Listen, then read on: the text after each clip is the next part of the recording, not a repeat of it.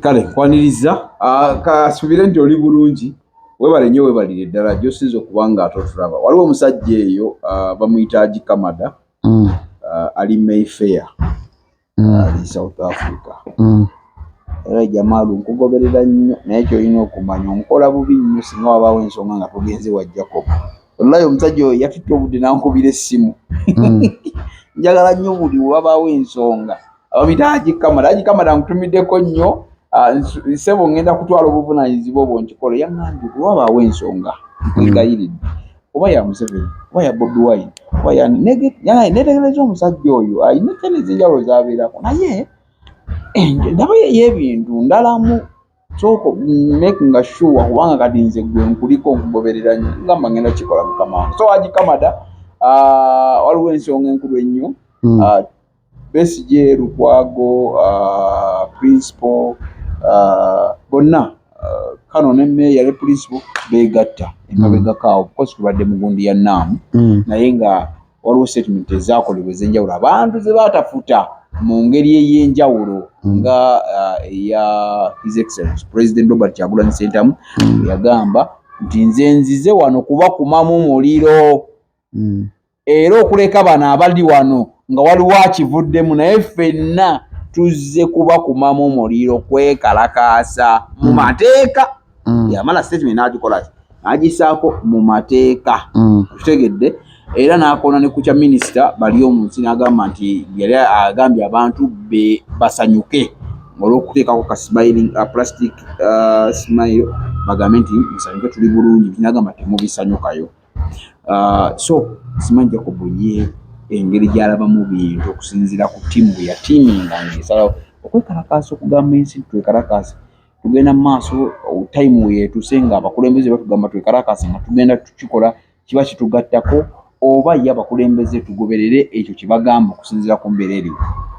Omanyi lwaki tunaafuuka munnabyabufuzi tutegeera byabufuzi ebyobufuzi bimu ku bulwadde ebikyasinza okubeera ebiruma Uganda ate ebizibu ennyo. Anti ebyobufuzi biri buli wamu Jacob. Yes, tuganye biri buli wamu but bwemu ku bulwadde nkoti nga bulungi bwemu ku bulwadde obukyasinza okulumya Uganda because nagamba nze kinnuma nnyo okuwulira ti MP waalayira bamuwa millions 3 nezo motoka 2 neza suuti 10 kwa MP tulina MP 5 n'okusobya 5 kati millions 3 times emirundi 5 n'esimu tesobola zibala ekyolinga okungati essente ezo tezisobola kuyamba kale millions 3 buli MP gye bamuwa tezina kye zisobola kukyusaayoko bisoboka ozina wezikyusa wangi naye zikola babini kyova nti abantu asobola okukwata sente ze nnyingi nnyo naziteeka mu byobufuzi abamanya agenda kufuna n'atadda ku kyalo gy'abeera because ne ku kyalo gy'abeera bamutwala nga sukaali nga soda nga basaries. So munnabyabufuzi ye muntu alya mulimu zise asobola okulya ewa dictator asobola okulya n'omuntu agwalinamu essuubi. Mpozi wagayi gwe toli munnabyabufuzi toli politician katokyazizaani wano njaziza Jacob kali njagala Jacob yabayogera ku nsonga za principal gamba abantu okwekalakaasa DJ Jacob Omutuuze oba Kyekizibu Jacob abantu babiri banjawulo njaziza ku Kyekizibu Jacob kyamanyi zitiri wali olaba ade DJ Jacob Omutuuze Kyekizibu Jacob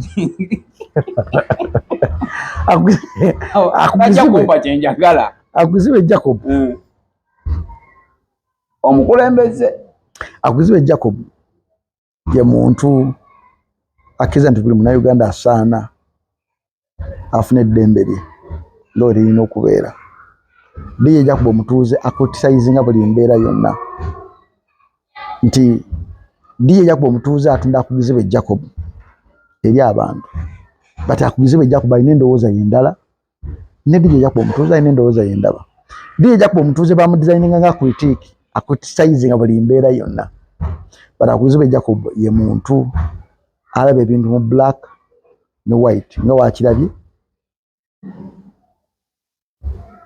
Opposition yeetaaga bantu tuli mu kwolekera 2026 tubuzawo mu mwaka gwo myaka ebiri tukoze buli kimu okubanga Nakyemal yavaako biganye kati kuva mwaka faananyi olukiiko lwa Naamu luli mu Uganda dictator akubye abantu 100 amasasi kikuwa kyakulabirako ki Uganda temuli mirembe twagala kintu kimu kyokka nti bannayuganda singa tunakeera ku kyogamba nti enough is enough nsiba njogera nnyo ku gundi eno kijja tuyamba nnyo okujja ku dictator bajjajja baffe bamaama baffe bagamba enough is enough emirembe egyo ne gigenda naye omulembe gwaffe gugera myaka 40 tegulina kusalawo tegwagala kusalawo tegwagala kufiirwa bwagenda e Bulaaya n'abeera eyo n'azimba akayumba ke tegwagala kufiirwa omuntu aba alina politika kasita neebaka ate owaayi kasita ninawe nzija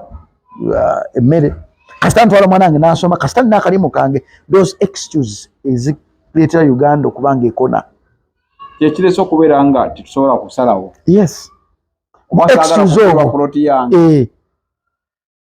saga kufiira ebyaddala excuse ezo tunakiramu kyo zivaamu Uganda ejja kubeera ensi eyagaza nti n'abakulembeze betujja okulonda bajja kubanga bagaliza ensi yaabwe olwera kumakya Bobi Wine n'agamba nti tuzze kuba ku mamuli okwekalakaasa tukeera ku ekyo kyeyayogedde exactly kye tulina okukola because bwe tukikola ekyo dictator amagezi ge gaza omuwera tubakuba amasasi makuba etiya gas naye kuba wakafaanyi nga Kampala Road ejjuddemu emirambo 2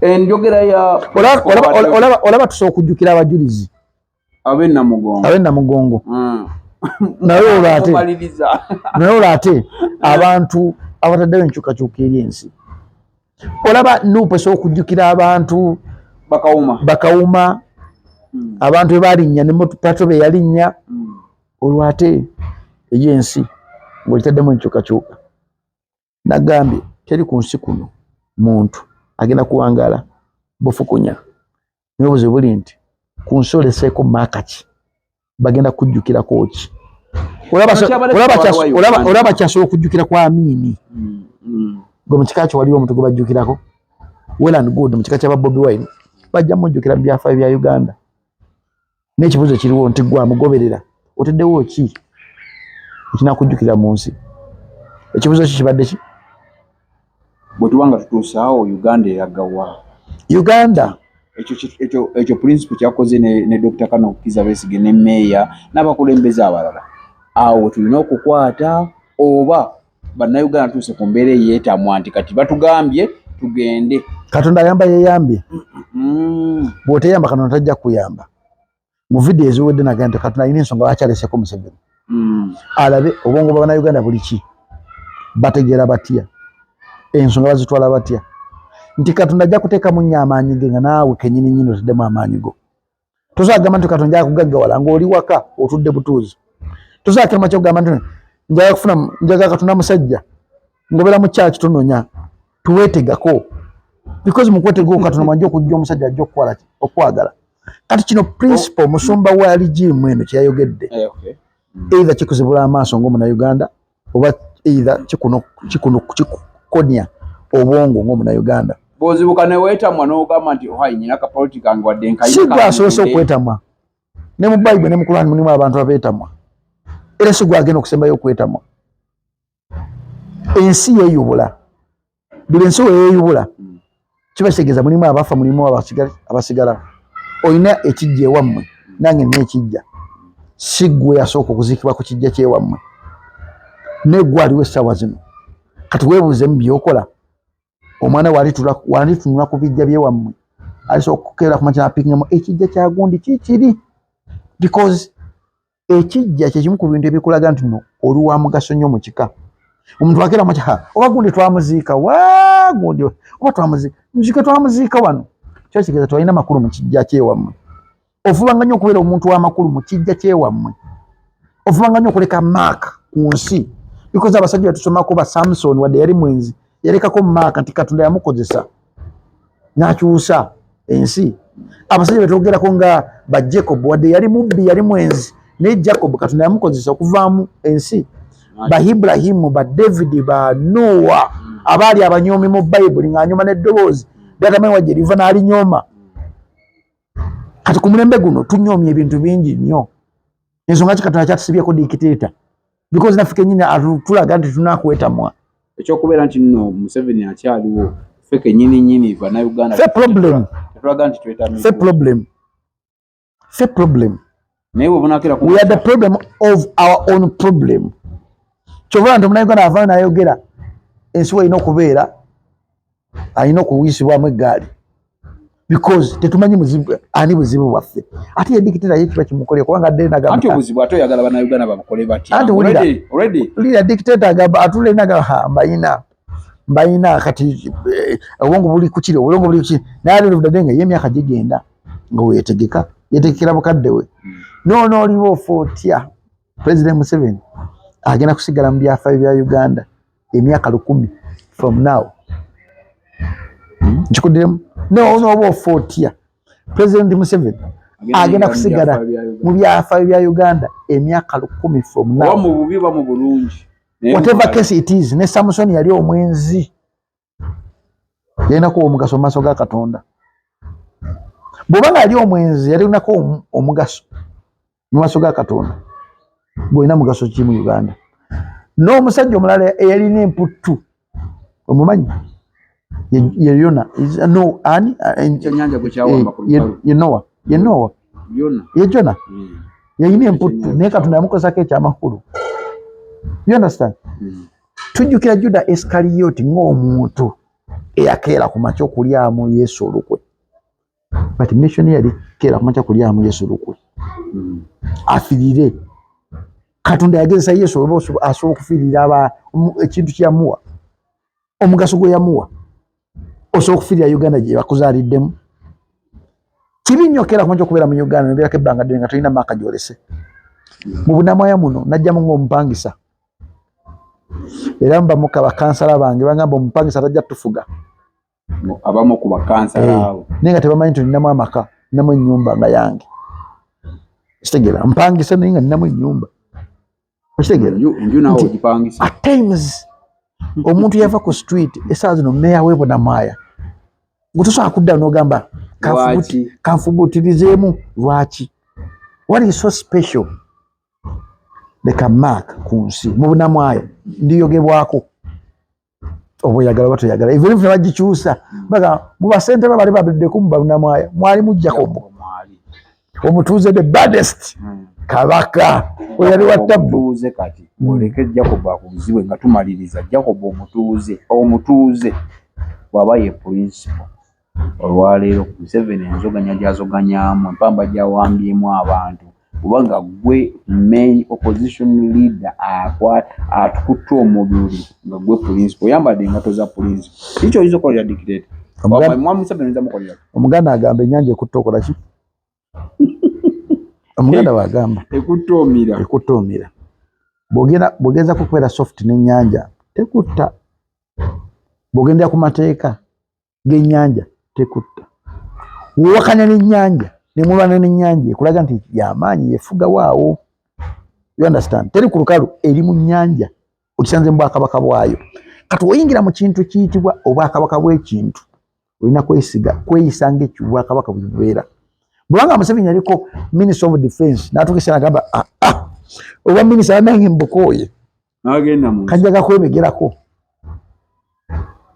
esaawa tosaasobola kgenda mu nsiko kubanga ensiko yona bagizimbyemu kati so okukola ebintu ebimalako emirembe ngaki bingi byosobola okukola ebimalako emirembe wena abyogera nga omuntu gwenzikiriza mutabikoze wajaga nti saagala ki saagala nkyukakyuka the best way olina kukola ebintu bingi because ennyanja ekutta omira bw'oba ennyanja ekutta omira kiba kitegeeza omuzannyo guwazannyemu gendamu ng'ogumanyi eira gukutta oba oguvaamu ng'omuwanguzi tweyanze sibula bannayuganda mbagaliza okubeera obulungi munansonyiwa okuyita mu ngero kubanga naye Yesu yayitanga nnyo mu ngero gw'alina obwongo ojja kutega kyegezaako okimanyi kituufu kati ng'ozzeeko bino ebirala byonna ennaku zino otuufu omuntu oyinza okuterawo omukono ne bagamba oyo omusajja wa Nuupu naye luli emabega ate waliyo n'abalala abalowooza nga nze nedda naye engeri gy'oyogeramu ebintu byo ate nenzira ku kintu kya Haji Haji Kamada kankulemu ekintu kimu kyokka ky'oba olina okumanya mu bulamu bw'ensi tokkirizanga omuntu okukumanya kikyoli Chovola n'abayigize 12 tebamanya Yesu kyali ki. You understand? Mubulamu bw'ensi okkiriza ng'omuntu okukumanya aba akumeza ekigo. Ate n'ekirala tosaagaana muntu kulowooza kikyayagala kulowooza. Buli muntu olina entiisa gy'omuteekamu oba tolina ntiisa gy'oteeka mu bwongo bwa muntu manya tolina makulu mu nsi. Omuntu wa ddembe okulowooza toli wa NRM because oli ntiisa ye era akulabira mu ekyo. Tosobola mugaana. Kiki kinaga nti bakazadde baffe batugamba Museven afuuka kakadde najja ku kyalo n'ababuuzaako namala n'abula because baddira entiisa ya Museven bagiteeka mu bbo. Kati kirungi nnyo okubeera mu business oba awantu nolekangawo entiisa yo. Ng'omutamanyi kiki kyo. Yes. Kyovola nti mu myaka gye mmaze mu radio, myaka gye mmaze mu radio sinze pulezida gw'osookera mu kyo kujjonolirako obuyinja mu interview. Era wenja n'enkukyaza n'otandika okulaga nti oli w'amaanyi nnyo okusinga ate ku butaka wange. Nga mungu naye kwateko bugenda. You understand?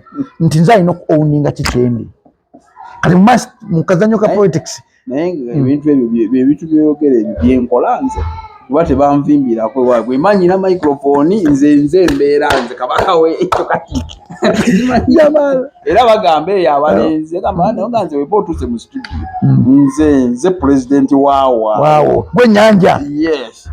Wosiriwalira nkumira. Kati obunene bwo bugira ofulumye. That is it. Kati omuntu yenna nga tamanyi because abantu batuleka tutambula abatumanyi batono nnyo.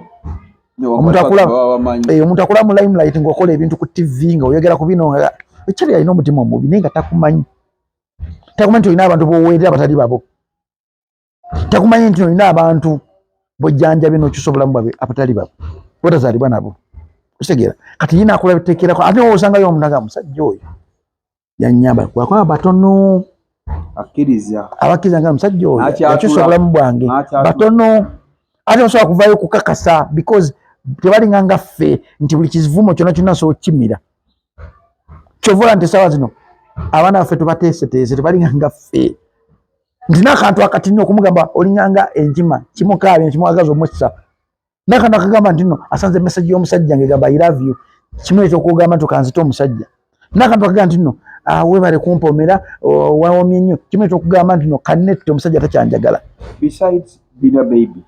Yakano malirize ne kano besides yeko bina baby ali wali wabali aba media personalities musajja choba mukazi ki wenyumiriza mukali ndoza bona tubaterera awo ompeyo mukazi n'omusajja nogamba nti singa teyali musajja wangu singa siri kye weewala abafere leka nkwanjuli Ham Connect UG ye company egenda okufunira omulimu ebweru w'eggwanga. Tulina emirimu egy'abawala n'abalenzi mu mawanga nga Iraq, Saudi Arabia, Iran, Bahrain, Qatar n'amawanga amalala mangi. Wano ku Ham Connect UG tutunda n'okugula emmotoka ssaako ne airport taxi.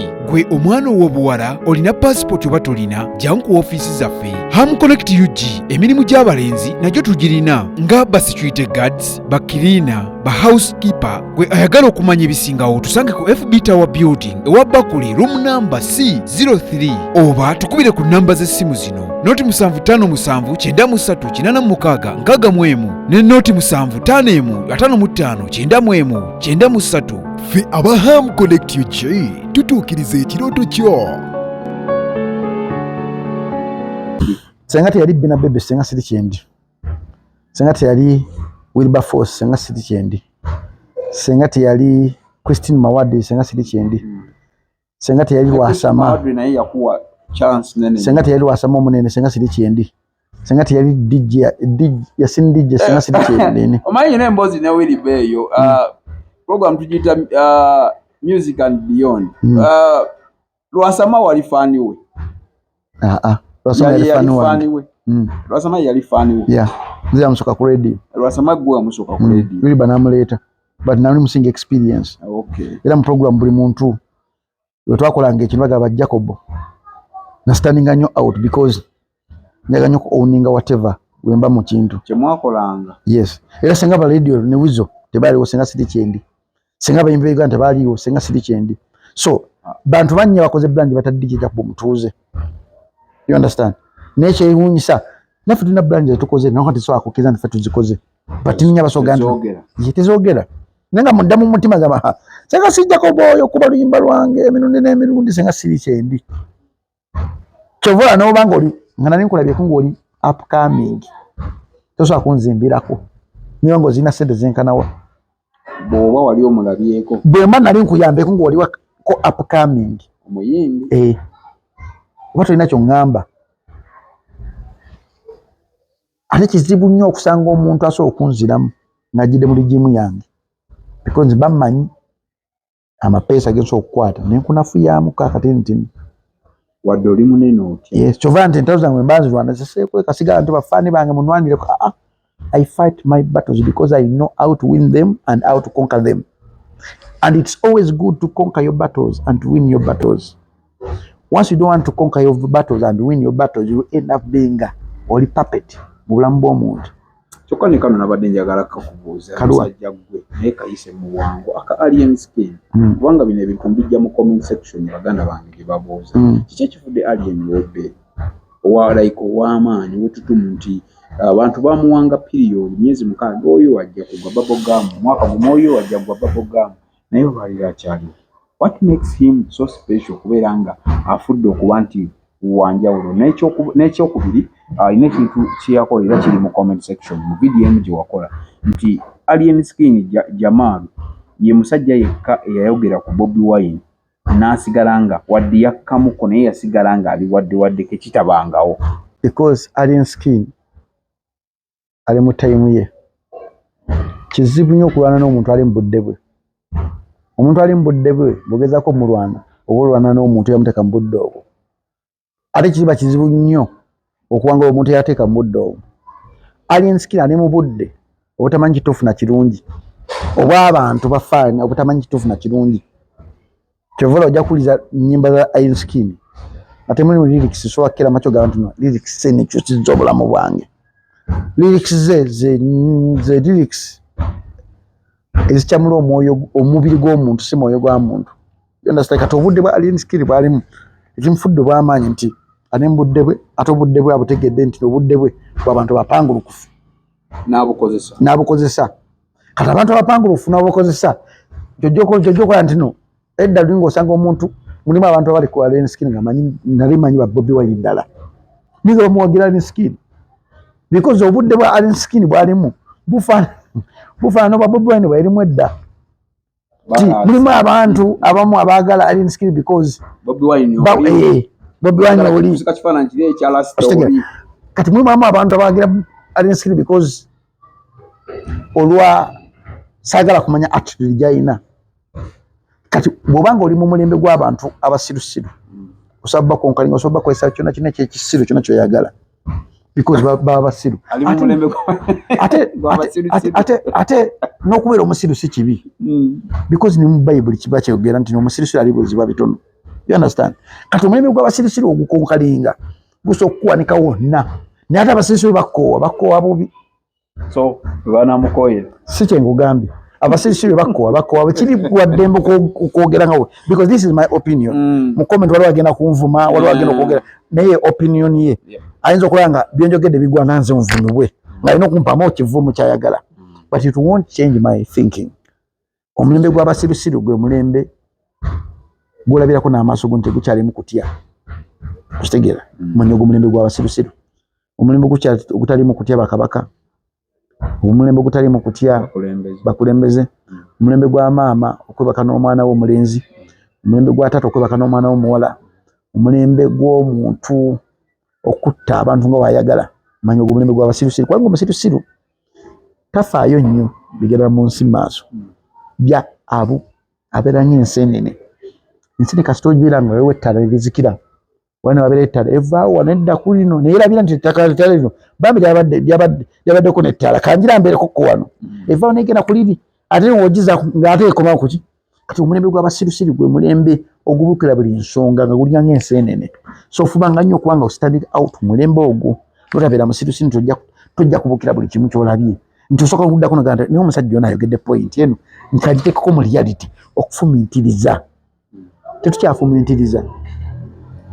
Mbadde nkuwa example nti tulina obuzibu amaanyi nnyo mu baana baffe betuzadde nti ekivumo buvumo kisobola omuleeta okwewootwa omuzadde n'omuvuma buvumi ng'omuzadde kati n'agenda kusoma ne bamuvuma nti oyina embalega asobola okubeera nga kimumazzeko natasoma bulungi lwakivumo buvumo naye ffe batuvumya ebivumo bannange ne tubeera bakawaida ne tugenda ku ssomero tikya n'akuvuma n'akugjayo n'akujja n'akuyimiza ali mu maaso naye ng'ekikuwalanya ne tikya oyo mukazi nga tokimanyi omusomesa esitole sigikuwangako